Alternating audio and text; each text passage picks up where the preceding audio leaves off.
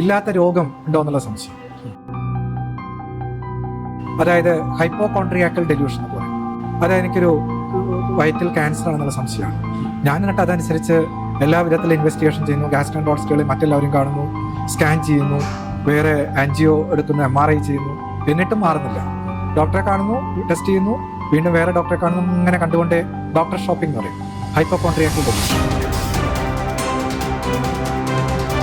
Sir, നമ്മളെ ഈ കാലത്ത് ഇൻഫർമേഷൻ ധാരാളം കൂടി വരുന്ന ഒരു സന്ദർഭമാണ്. ഇൻഫർമേഷൻ ഉണ്ടാക്കുന്ന അതിനെ ശരിയായി അപഗ്രഥിക്കാതെ പെരുമാറുമ്പോൾ ഉണ്ടാകുന്ന ഒരു മാനസികാവസ്ഥയാണ് എനിക്ക് തോന്നുന്നത്. പലപ്പോഴും സംശയങ്ങൾ ഉണ്ടാവുക, ഒരു ക്ലാരിറ്റി കുറവുണ്ടാവുക. വസ്തുതകൾക്ക് ക്ലാരിറ്റി കുറയുമ്പോഴാണല്ലോ കൂടുതൽ വസ്തുതകൾ ഉണ്ടാവുകയും പക്ഷേ അതിനെ കൈകാര്യം ചെയ്യാൻ നമ്മൾ പരിശ്രമിക്കാതിരിക്കുകയും ചെയ്യുമ്പോൾ സംശയം കൂടുതലായിട്ടുണ്ടാവും. സംശയം തന്നെ ഒരു പക്ഷേ ഒരു വ്യക്തിയെ രോഗമായി വന്നുകൂടാറുന്ന സന്ദർഭങ്ങളുണ്ട്. എങ്ങനെയാണ് ഇതിനെ മനഃശാസ്ത്രം നോക്കി കാണുന്നത്? സംശയം എന്ന് പറയുമ്പം നമുക്ക് സംശയം എല്ലാവർക്കും ഉണ്ടാവുമല്ലോ. തീർച്ചയായിട്ടും. പക്ഷേ സംശയം രോഗമാകുമ്പോൾ എന്നുള്ളൊരവസ്ഥ വരുമ്പോൾ നമുക്ക് അതിനെ ഒരു ഡെഫിനിഷൻ കൊടുക്കണം. അതായത് ഡെലൂഷൻ എന്നാണ് അതിന് ഇംഗ്ലീഷിൽ ഇതിനെ പറയുന്നത്. ഡെലൂഷൻ അതായത് ഇല്ലാത്ത കാര്യങ്ങൾ യാതൊരു ഒരു അടിസ്ഥാനവുമില്ലാതെ ഒരു കാര്യം ഒരു വ്യക്തിക്ക് ഇങ്ങനെ തോന്നുമ്പം സംഭവിക്കാൻ പറ്റാത്ത അടിസ്ഥാനമില്ലാത്തൊരു ചിന്ത ആ ഒരു വ്യക്തി വെച്ച് പുലർത്തുമ്പോഴാണ് അതിനെ നമ്മൾ സംശയം എന്ന് പറയുന്നത്. ഇല്ലാത്ത കാര്യങ്ങൾ നമുക്ക് തോന്നാം സാധാരണ രീതിയിൽ പറഞ്ഞാൽ.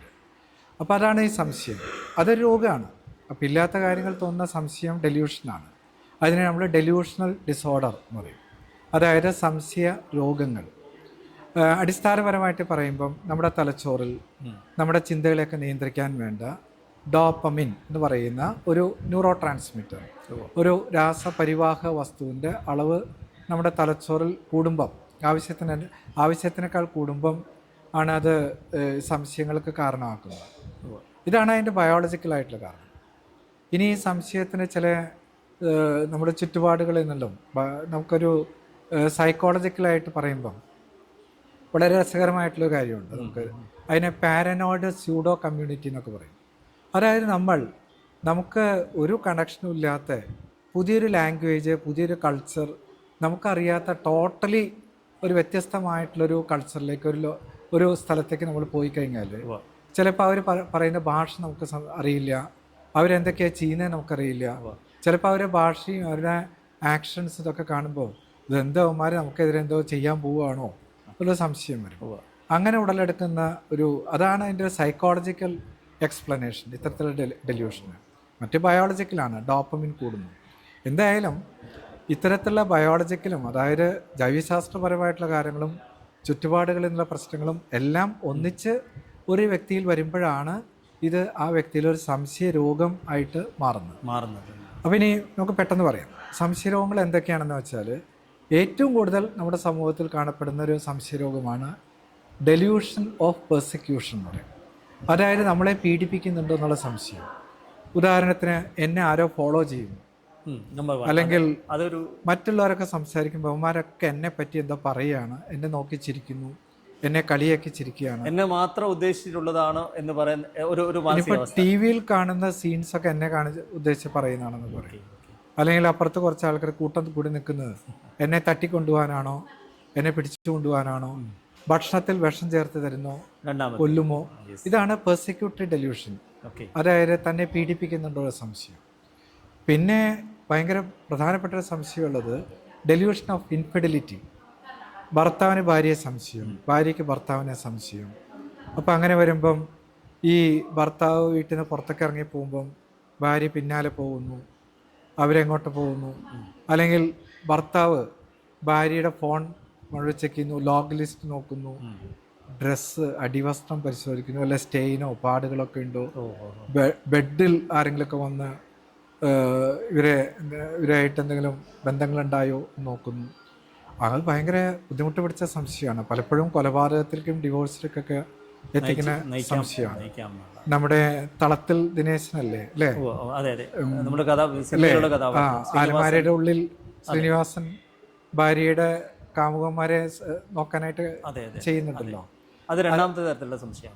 രണ്ടാമത്തെ സംശയം. ഇനി മൂന്നാമത്തെ ഒരു സംശയമുള്ളത് ഇറട്ടോമാനിയ എന്ന് പറയും, പ്രേമരോഗ സംശയം. അതായത് നമ്മളെക്കാൾ കുറച്ചും കൂടി സോഷ്യലി ഉയർന്ന ഒരു തട്ടിലൊരു വ്യക്തി, ഉദാഹരണത്തിന് തോന്നുകയാണ് സച്ചിൻ ടെണ്ടുൽക്കറിനെ എടുക്കാം. അപ്പോൾ അദ്ദേഹത്തിന് വയസ്സായെന്ന് വെച്ചാലും ചെറുപ്പകാലത്ത് ഒരു എറണാകുളത്തുള്ളൊരു പെൺകുട്ടി പറയാണ് ഈ സച്ചിൻ ടെണ്ടുൽക്കറിന് ഈ പെൺകുട്ടിയോട് വളരെ പ്രേമമാണ്. അതുകൊണ്ട് ടെണ്ടുൽക്കർ ഈ പെൺകുട്ടീനെ, ഗാലറിയിലിരിക്കുന്ന പെൺകുട്ടീനെ കാണാൻ വേണ്ടിയിട്ട് അവിടെ എറണാകുളത്ത് ഒരു സ്റ്റേഡിയത്തിൽ ഒരു ക്രിക്കറ്റ് മാച്ച് ഉണ്ടാക്കിയിട്ട് ജസ്റ്റ് പെൺകുട്ടിയെ കാണാൻ വന്നിരിക്കുകയാണ്. കാരണം അത്രയും വലിയ പ്രേമമാണെന്ന്. അപ്പോൾ അതായത് ഒരിക്കലും സംഭവിക്കാൻ സാധിക്കാത്ത രീതിയിൽ ഉയർന്ന സമൂഹത്തിൽ വ്യക്തികൾക്കൊക്കെ എന്നോട് പ്രേമം തോന്നുന്നു. അതനുസരിച്ച് ഓരോ കാര്യങ്ങൾ. അത് ആരാധനയായിട്ട് ബന്ധമുണ്ടോ?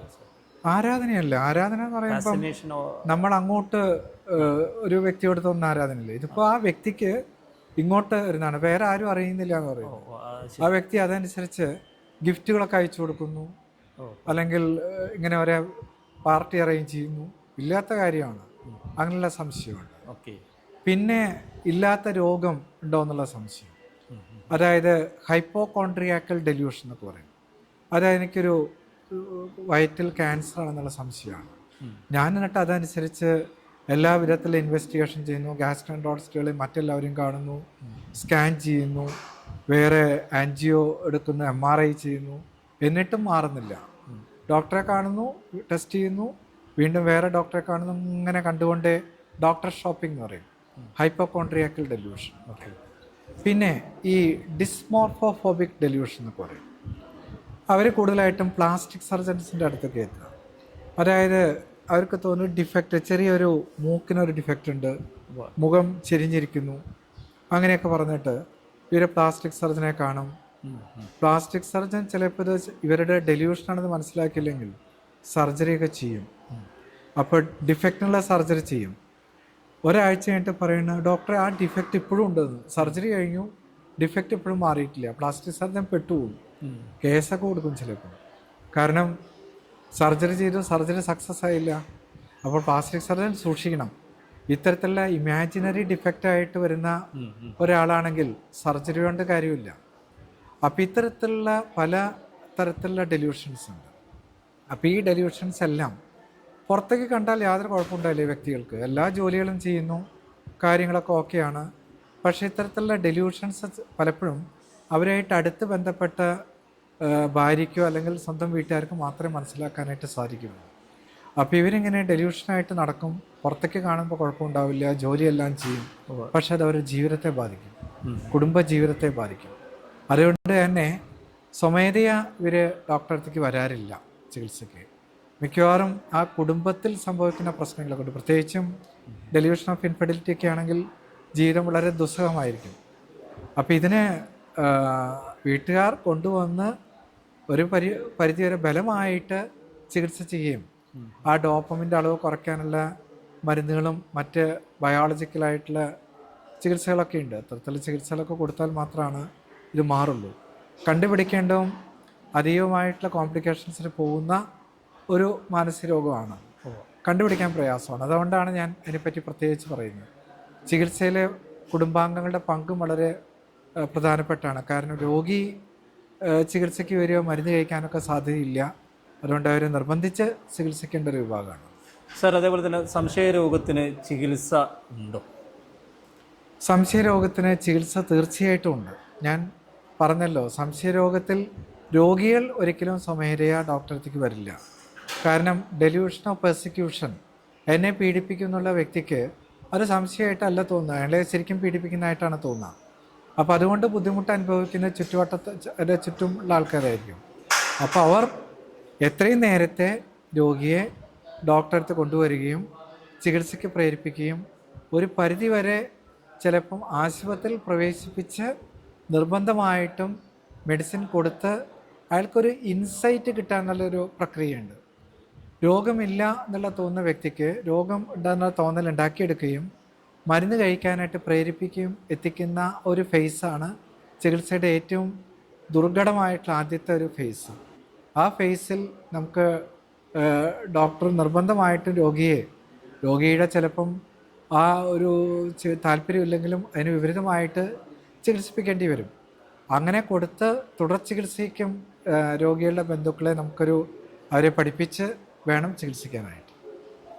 Thank you doctor, thank you very much.